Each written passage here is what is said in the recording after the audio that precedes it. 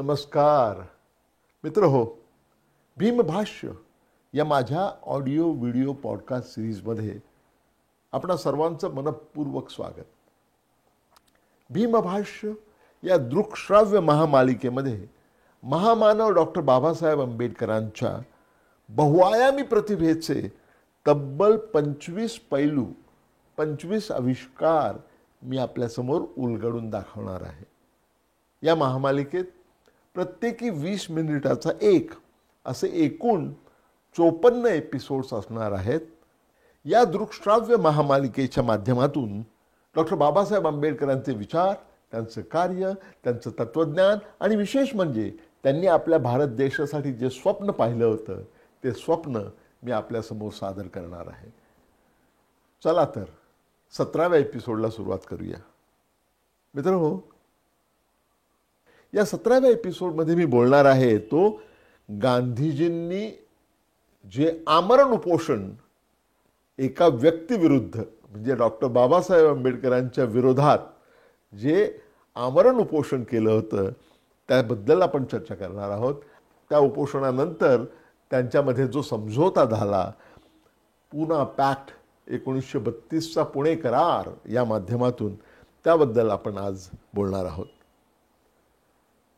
दुसरी गोलमेज परिषद संपल्यानंतर जवळजवळ 10 महिन्यांनंतर ब्रिटिश प्राईम मिनिस्टरने ब्रिटनचे पंतप्रधान यांनी ज्याचा अतिशय उत्सुकतेने सगळे वाट पाहत होते तो सांप्रदायिक समस्येचा निवाडा कम्युनल अवॉर्ड हा त्यांनी जाहीर केला. तो दिवस होता 16 ऑगस्ट 1932 आणि हा जो निवाडा ब्रिटिश सरकारने जाहीर केला त्या अन्वये अस्पृश्य समाजासाठी स्वतंत्र मतदारसंघ देण्यात आले होते आणि जवळजवळ 78 जागा विधानमंडळामध्ये अस्पृश्य समाजाला देण्यात आल्या होत्या.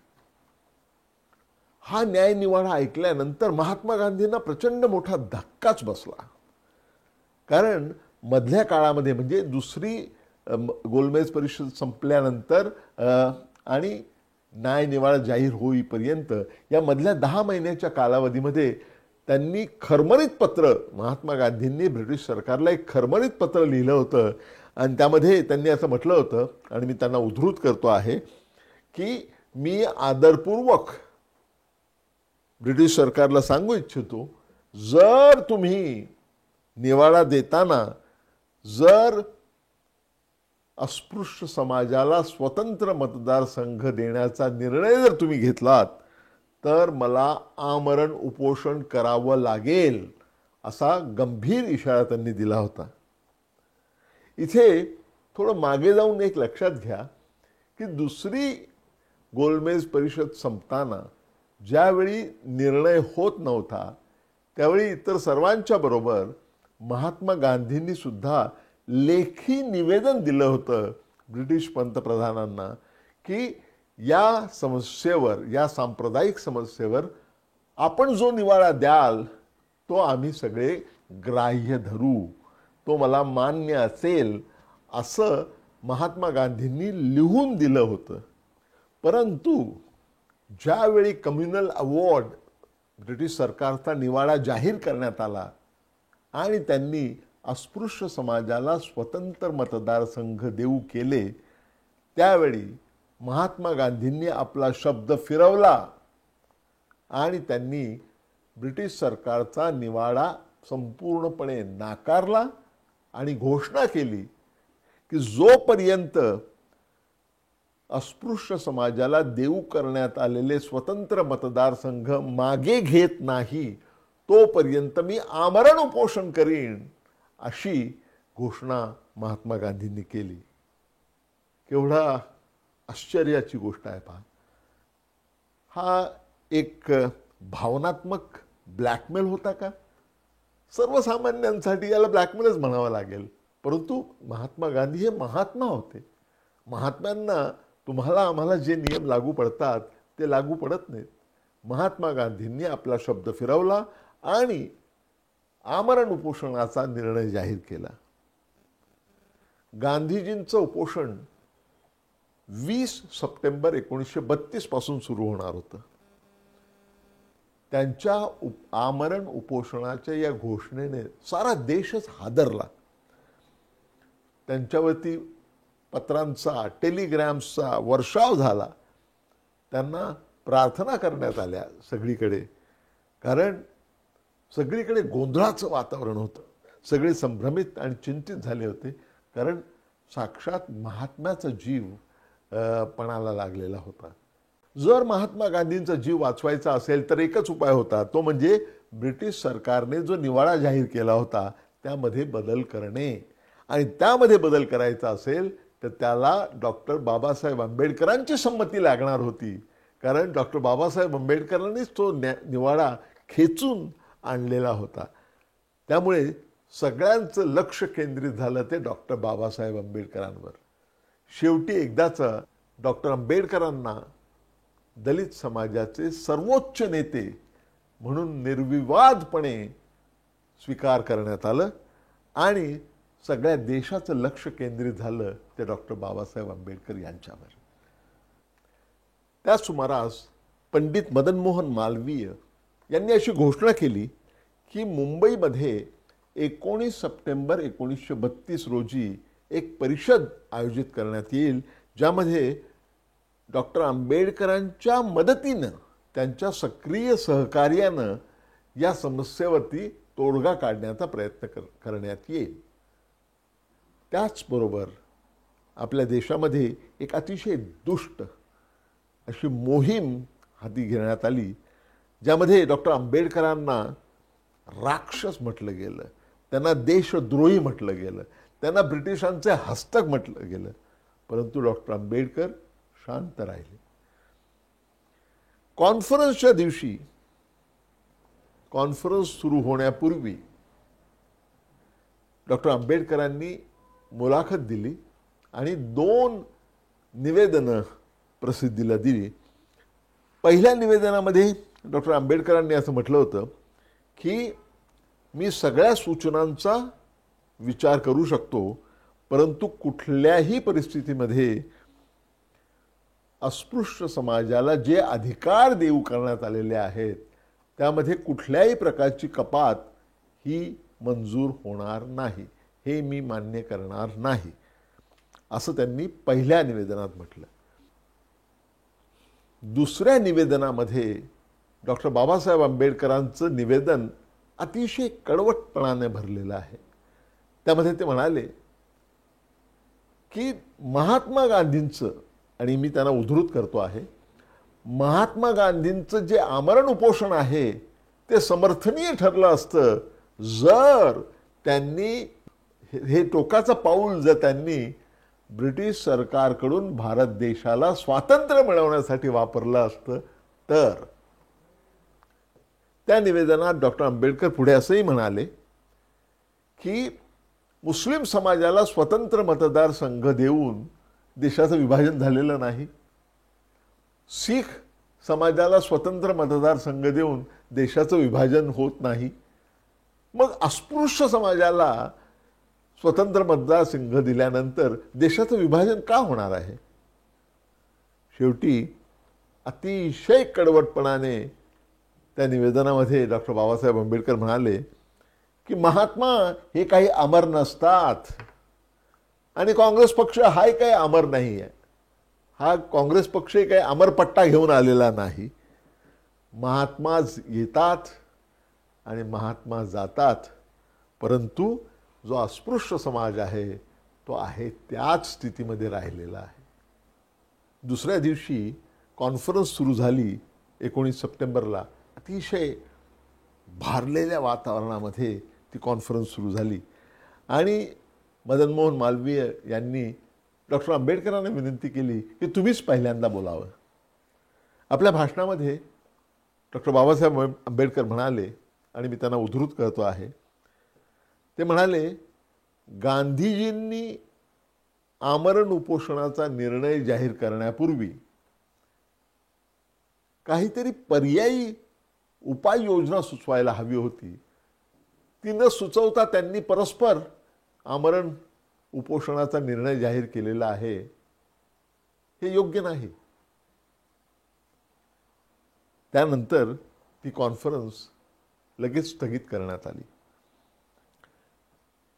हे सर्व गांधीजींना कळवण्यात आलं आणि गांधीजींनी निरोप पाठवला की त्यांचं वैयक्तिक पातळीवर त्यांचा कुठलाही आक्षेप नाही.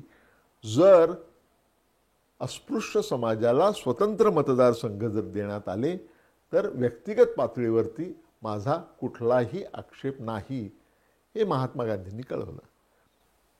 त्यामुळे दुसऱ्या दिवशी त्याच परिषदेचं पुनरायोजन करण्यात आलं. सप्टेंबर 20, 1932 म्हणजे ज्या दिवशी महात्मा गांधी यांचं आमरण उपोषण सुरू होणार होतं तोच तो दिवस. आणि त्यावेळी बोलताना मात्र डॉक्टर आंबेडकरांनी सर्वांनाच आश्चर्याचा धक्का दिला. डॉक्टर बाबासाहेब आंबेडकर म्हणाले की या सगळ्या घडामोडींमध्ये मला खलनायक ठरवलं जात आहे, पण मी तुम्हाला निक्षूणपणे सांगतो की जर तुम्ही मला जवळच्या इलेक्ट्रिक खांबाला बांधून फाशी दिलं तरी सुद्धा मी माझं जे पवित्र कर्तव्य आहे त्याच्यापासून तसूभरही मागे हटणार नाही. आणि अस्पृश्य समाजाच्या ज्या न्याय्य आणि उचित मागण्या आहेत त्याबद्दल त्यांना मी कदापि धोका देणार नाही. तुम्ही महात्मा गांधींना विनंती करा की हे जे आमरण उपोषण त्यांनी आज सुरू केलेलं आहे ते 1 आठवडा पुढे ढकलावं आणि मधल्या काळामध्ये आपल्याला या समस्येवर तोडगा काढता येणं शक्य आहे. डॉक्टर आंबेडकरांनी दिलेल्या या धक्क्यानंतर काँग्रेसचे हिंदू नेते ज्यावेळी सावरले, भानावर आले, त्यावेळी सर तेज बहादूर सप्रू यांनी एक योजना तातडीने तयार केली. ही योजना होती प्रायमरी आणि सेकंडरी इलेक्शन्स अशा 2 टप्प्यांमध्ये निवडणुका घेण्याची. या प्रस्तावामध्ये असं म्हटलं होतं की आरक्षित प्रत्येक जागेवर अस्पृश्य समाजाकडून 3 उमेदवार निवडले जातील आणि हे जे 3 उमेदवार निवडले जातील या 3 उमेदवारांमधून शेवटी एकच उमेदवार जो निवडला जाईल तो अस्पृश्य मतदार आणि स्पृश्य मतदार हे एकत्रितपणे त्या उमेदवाराची निवड करतील, असा काहीसं त्याचं स्वरूप होतं. डॉक्टर आंबेडकरांनी या प्रस्तावाला मान्यता दिली, परंतु त्यांनी सांगितलं की मला अस्पृश्य समाजाला तुम्ही देऊ केलेल्या आहेत त्यापेक्षा खूप मोठ्या प्रमाणावर जागा, खूप मोठ्या प्रमाणावर प्रतिनिधित्व दिलं गेलं पाहिजे, ही त्यांनी मागणी केली, जी काँग्रेसच्या नेत्यांनी मान्य केली. 22 सप्टेंबर 1932 महात्मा गांधींच्या आमरण उपोषणाचा 3रा दिवस. त्या दिवशी संध्याकाळी डॉक्टर आंबेडकर अनेक नेत्यांना सोबत घेऊन, मग त्यामध्ये बॅरिस्टर जयकर होते, जी.डी. बिर्ला होते, राजगोपालाचारी होते, या सर्वांना घेऊन ते येरवडा जेलमध्ये गेले महात्मा गांधींना प्रत्यक्ष भेटण्यासाठी. गांधीजी एका सफेद कॉटवरती लेटलेले होते आणि त्यांच्या बाजूला सरदार पटेल आणि सरोजिनी नायडू या त्यांच्यासोबत बसलेल्या होत्या. महात्मा गांधी अतिशय अशक्त झालेले होते. तेज बहादूर सप्रू यांनी ज्या घडामोडी घडल्या त्याचा सगळा वृत्तांत गांधीजींना सादर केला. त्यानंतर डॉक्टर आंबेडकरांनी त्यांची पाळी आली. डॉक्टर आंबेडकरांनी अतिशय मृदू शब्दांमध्ये म्हटलं, महात्माजी तुम्ही आमच्यावर फार अन्याय करता आहात. गांधीजी म्हणाले की अनुचित वाटतील अशा प्रकारचा निर्णय घेण्याची जबाबदारी माझ्यावरच येऊन पडते, हे माझं दुर्भाग्य आहे.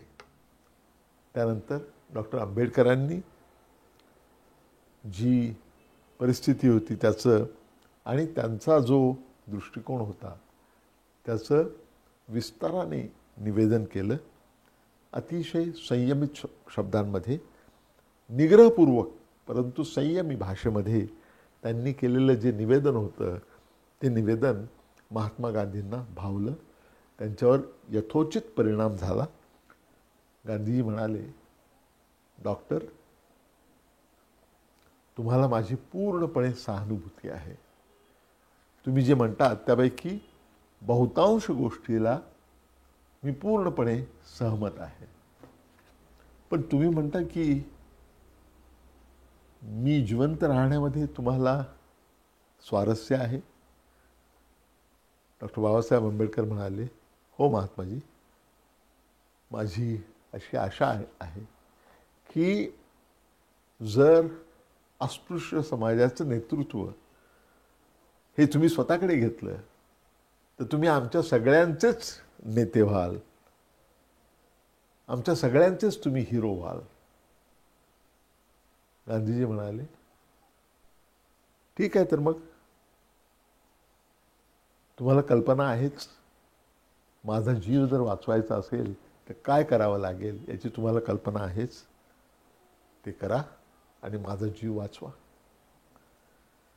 त्या भावनात्मक दृष्टीने अत्यंत भारावलेल्या वातावरणामध्ये महात्मा गांधी म्हणाले, डॉक्टर आंबेडकरांना म्हणाले, तुम्ही जन्माने अस्पृश्य आहात, मी दत्तक ग्रहण केलेला अस्पृश्य आहे. पण आपण दोघांनी एक राहिलं पाहिजे आणि अविभाज्य राहिलं पाहिजे. हिंदू समाजाचं विघटन होऊ नये म्हणून मी माझा जीव पणाला लावायला तयार आहे. डॉक्टर आंबेडकरांनी महात्मा गांधींची सूचना होती ती स्वीकारली आणि मग दोन्ही बाजूचे नेते कामाला लागले आणि त्यांनी चर्चा सुरू केली. सगळा तपशील ठरवण्याची, कराराचा तपशील काय असावा हे ठरवण्याची चर्चा सुरू केली. कित्येक तास गेले. सगळे इश्यूज त्याच्यावरती, सगळ्या बाबींवरती एकवाक्यता झाली. मात्र 2 महत्त्वाचे इश्यू तरीही टिकून राहिले. मग पुन्हा एकदा गांधींच्याकडे गाऱ्हाण नेण्यात आलं. डॉक्टर आंबेडकर आपली बाजू सोडायला तयार नव्हते. शेवटी डॉक्टर बाबासाहेब आंबेडकरांचे दक्षिण भारतातले एक फार महत्त्वाचे सहकारी होते MC राजा. MC राजांनी शेवटी डॉक्टर आंबेडकरांचं मन वळवलं. डॉक्टर आंबेडकर पुन्हा एकदा त्याच रात्री 9 वाजता गांधीजींना भेटायला गेले. गांधीजी अतिशय अशक्त झाले होते आणि त्यांचा आवाज एकदम खाली गेलेला होता, क्षीण झालेला होता.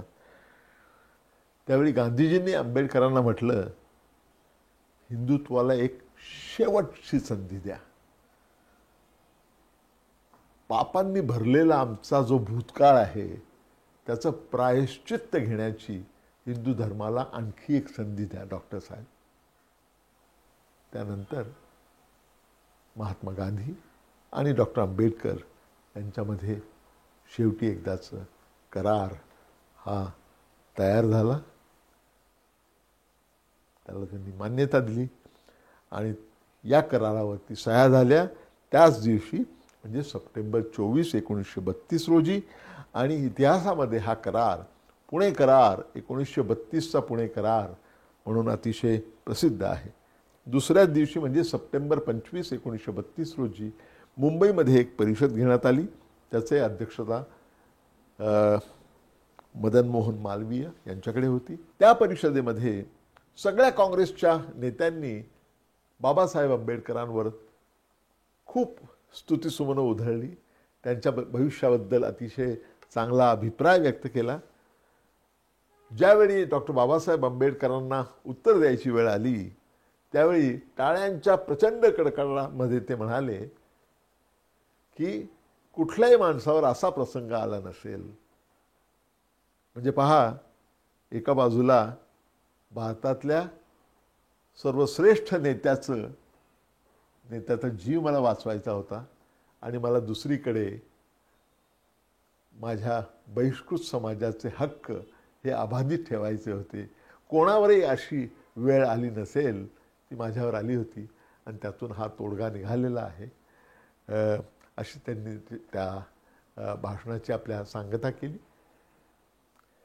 त्याच दिवशी संध्याकाळच्या सायं प्रार्थनेनंतर येरवडा जेलमध्ये जी सायं प्रार्थना झाली त्यावेळी महात्मा गांधींनी आपल्या उपोषणाची सांगता केली. त्यावेळी देशभरातून अनेक मान्यवर एकत्र आले होते, ज्यामध्ये रवींद्रनाथ टागोर होते, ज्यामध्ये सरोजिनी नायडू होत्या, सरदार पटेल होते आणि स्वरूप राणी नेहरू या होत्या, म्हणजे पंडित जवाहरलाल नेहरू यांच्या पत्नी. आणि असं म्हटलं जातं की ज्या 15 वर्षाच्या बालिकेने